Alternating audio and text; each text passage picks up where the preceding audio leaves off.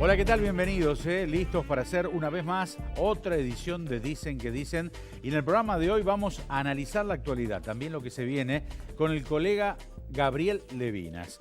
Los desafíos del gobierno, el futuro del peronismo, hay lugar para una tercera opción, los planteos de Carrió, algunos dicen fuego amigo. Muy bien, con Gabriel Levinas, un periodista agudo y polémico, hacemos esta edición de Dicen que Dicen y después estos auspicios. Auspician este programa Grupo Asegurador La Segunda.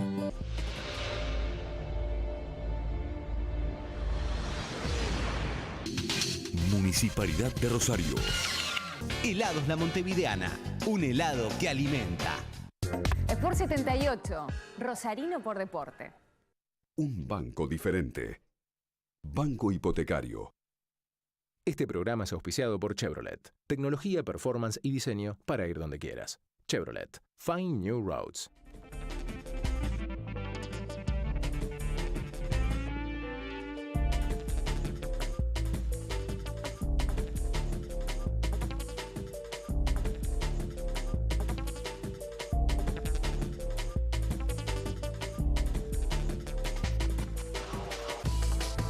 Gabriel Levinas es periodista, escritor, estudió artes visuales, formó parte del Grupo Manifiesto, fundó la revista El Porteño, un hito en los medios de comunicación, y en 1983, junto a Enrique Sims, creó y dirigió Cerdos y Peces, otro clásico del periodismo. Es autor de varios libros, entre ellos Doble Agente y El Pequeño Timerman. Actualmente es columnista en el programa de Jorge Lanata, también de la señal A24, y dirige el portal plazademayo.com. Va a ser un gusto tenerlo a Gabriel en el programa. Bienvenido, Gabriel.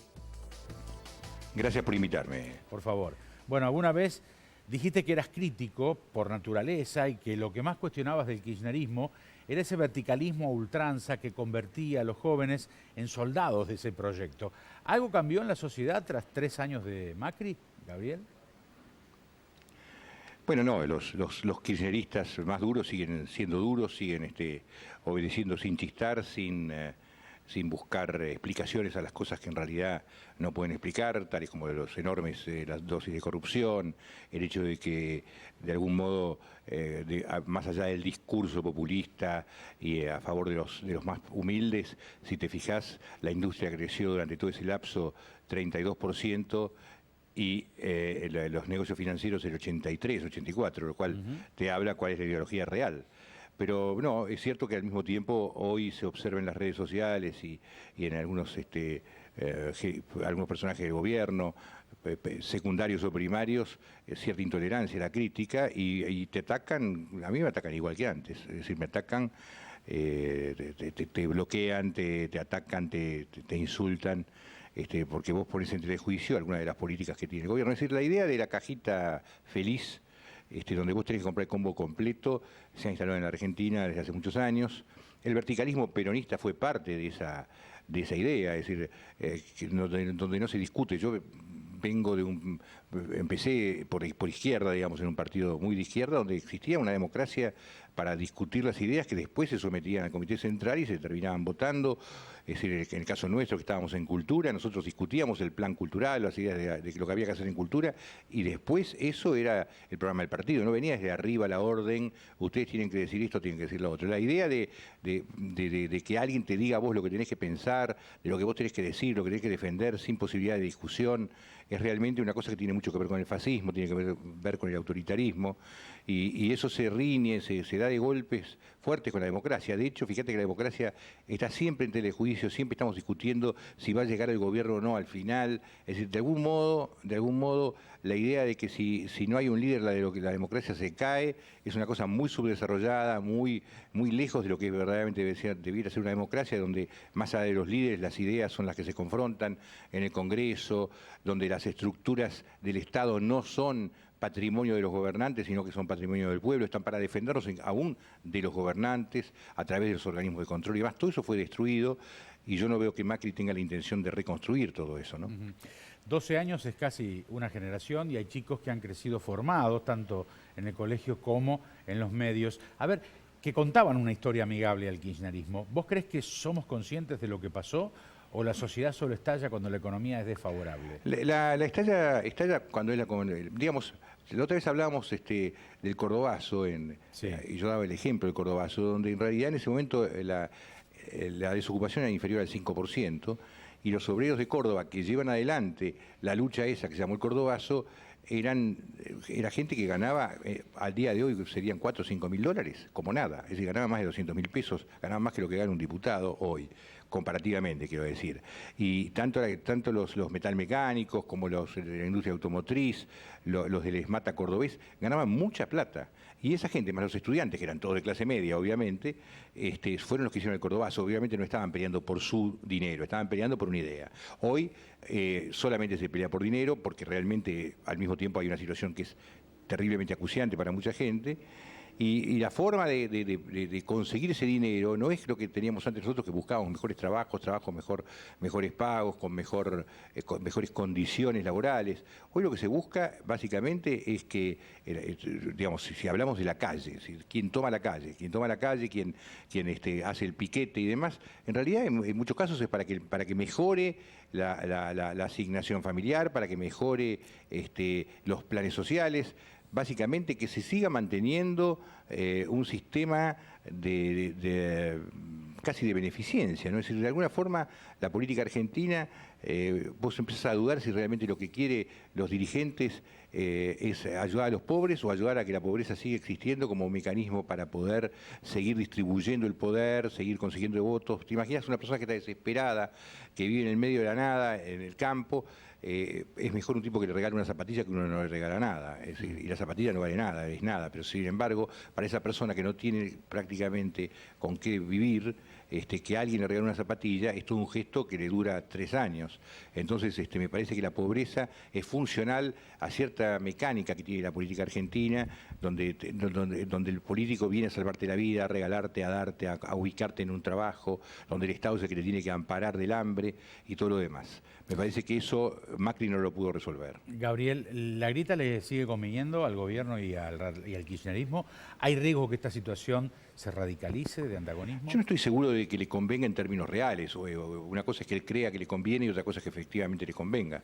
Yo creo que Macri cree que le conviene la grieta, yo creo que a Durán Barba cree que le conviene la grieta, y de algún modo lo que está pasando es que, digamos, se está depositando demasiado la eficacia en las futuras elecciones de esa grieta, y no se está desvalorizando lo que realmente tiene que valer, que son las políticas que sirvan para sacarnos del problema en que estamos, ¿no? Y al mismo tiempo el país está muy destruido, está necesitando toda clase de apoyo, y para resolverlo tenemos que resolver entre todos. Y si vos querés que el barco no se hunda, si tenés una batalla dentro del barco entre dos facciones distintas, es muy probable que el barco efectivamente se hunda. Entonces, lo primero que tendría que lograr Macri es pacificar, es arreglar esta situación de entredichos, y una cosa que lo que la justicia tenga que arreglar, que lo arregle, pero mientras tanto, alentar la grieta me parece suicida. La investigación de los cuadernos sacudió a la clase política, al mundo empresario, a la sociedad. Sin embargo, en la opinión pública, los analistas dicen que Cristina Fernández no perdió apoyo en su núcleo duro. ¿Qué significa eso para vos? Confirma la teoría de que al argentino el tema de la corrupción le importa relativamente. Le importa la corrupción del enemigo, no la corrupción propia.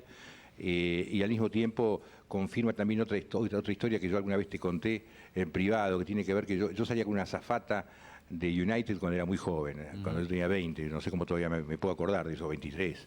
Y ella me contaba que cuando venía a la Argentina, el avión cargaba especialmente 40 o 50 mantas de más, porque sabían que en el destino Buenos Aires se robaban las mantas, cosa que no pasaba en ningún otro destino.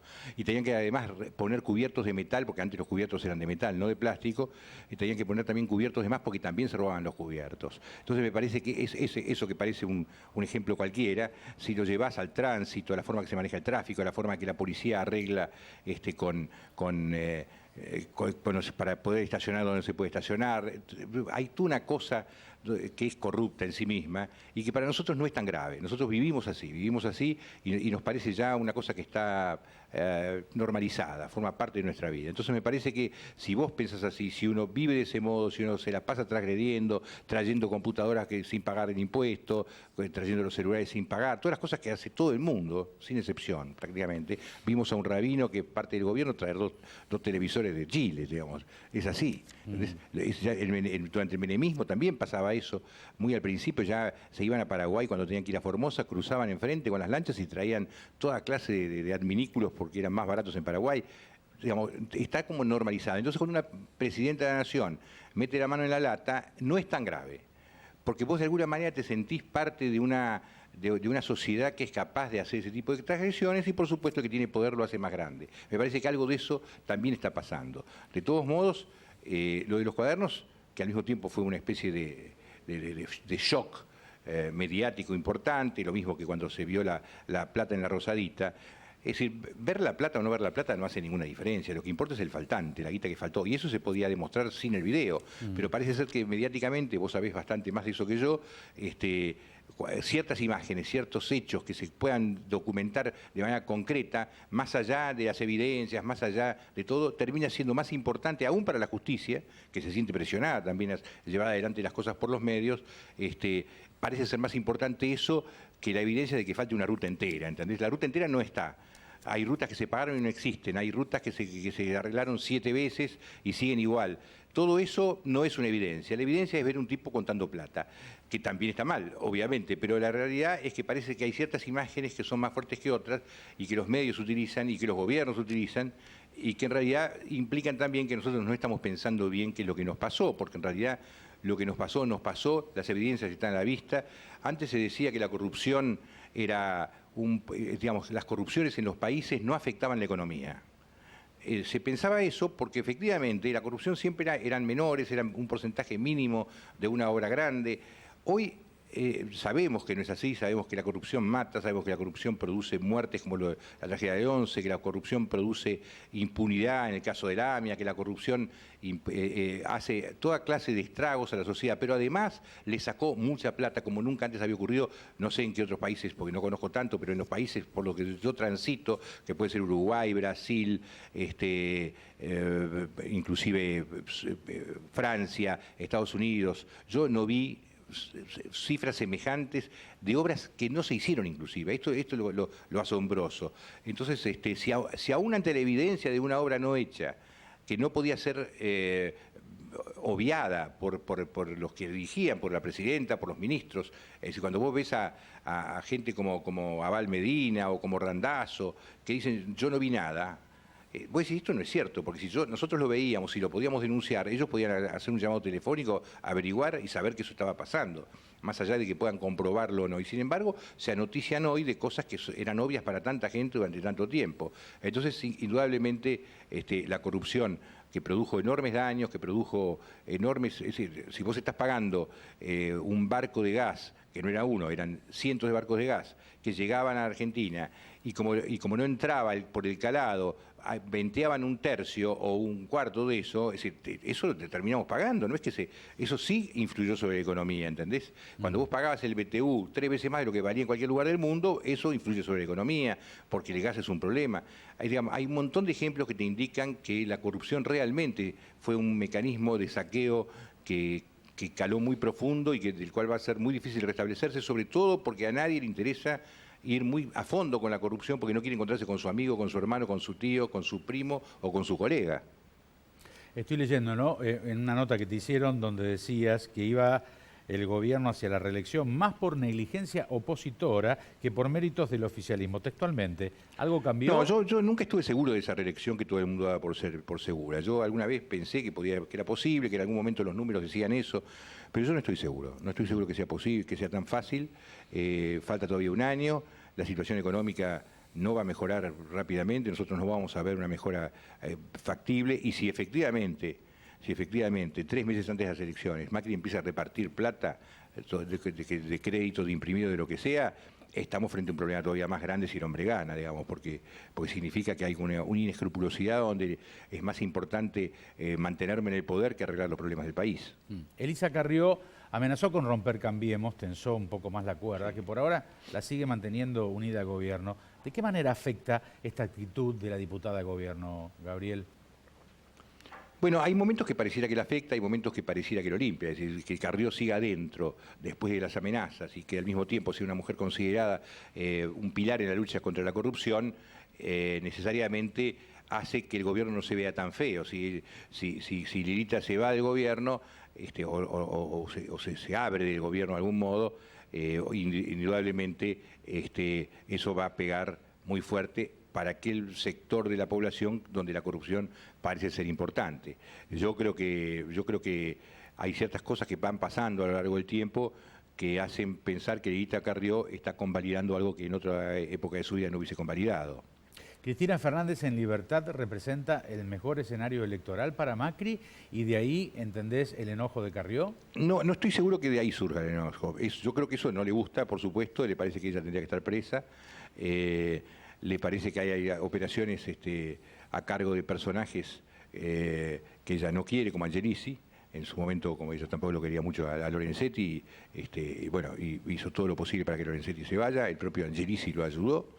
Y tenemos ahí un personaje que realmente no es bueno para la política, porque, digamos, más allá de si Angelici es más o menos eficaz que Rodríguez Simón o que los anteriores operadores de la justicia del kirchnerismo, la palabra operador, el hecho de que existe un operador ya está mal en sí mismo, más allá de la eficacia que pueda tener o no. Porque si alguien trabaja para el gobierno, tiene que cobrar un sueldo, tiene que ser factible de ser controlado. Yo tengo que saber lo que hace. Cuando existe un tipo que entre las sombras se mete adentro o manda a alguien, a los juzgados, para tratar de influir y alterar, amenazar, negociar. No te olvides que hoy Angelici tiene 3 miembros del Consejo de la Magistratura, de él, puestos directamente por él, además de los que él pueda presionar, negociar y demás.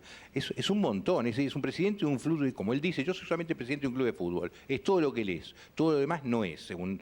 ¿Entendés? Y mirá vos qué interesante, el presidente de un club de fútbol tiene 3 miembros del Consejo puestos por él, tiene un tipo que entró por la ventana en la causa AMIA, hizo dar vuelta una acusación que venía siendo trabajada durante años por otros abogados y por todo el sistema que se había armado independiente del gobierno. Él agarra, mete un tipo, saca a la gente que tiene que sacar y terminan 6 horas antes haciendo un alegato favorable a Mullen y Barbaquia, que son 2 personas que por algún motivo él quiere salvar y son tipos involucrados con una masacre de 85 personas, no en la masacre en sí, sino en el encubrimiento desde el inicio que se comenzó la investigación. Entonces decís, ¿tiene razón Lilita? Bueno, ahí tiene razón. ¿Tiene razón en bancarlo a Quintana? No tiene razón en bancarlo a Quintana. Pero bueno, son las cosas que hace Lilita. Gabriel, con tu experiencia, ¿te imaginás a Cristina fuera de carrera en el 2019?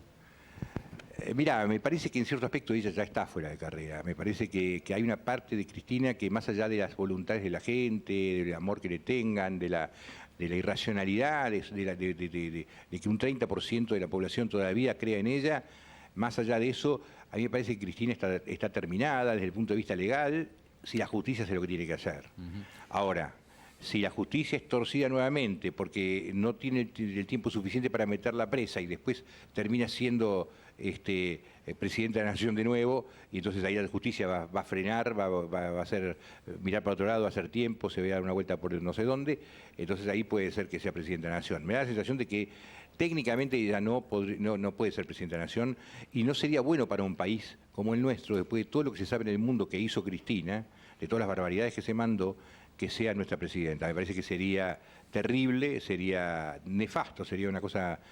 pondría a la Argentina en el peor de los escenarios internacionales, sin duda. Sería como ponerlo a Maduro o algo parecido. ¿Entendés? Te dejamos fumar el habano un ratito, vamos a hacer una pausa y ya volvemos, ¿nos esperás entonces? Por supuesto. Ahí está, mientras Gabriel se prepara para uno de sus placeres. Ya volvemos enseguida.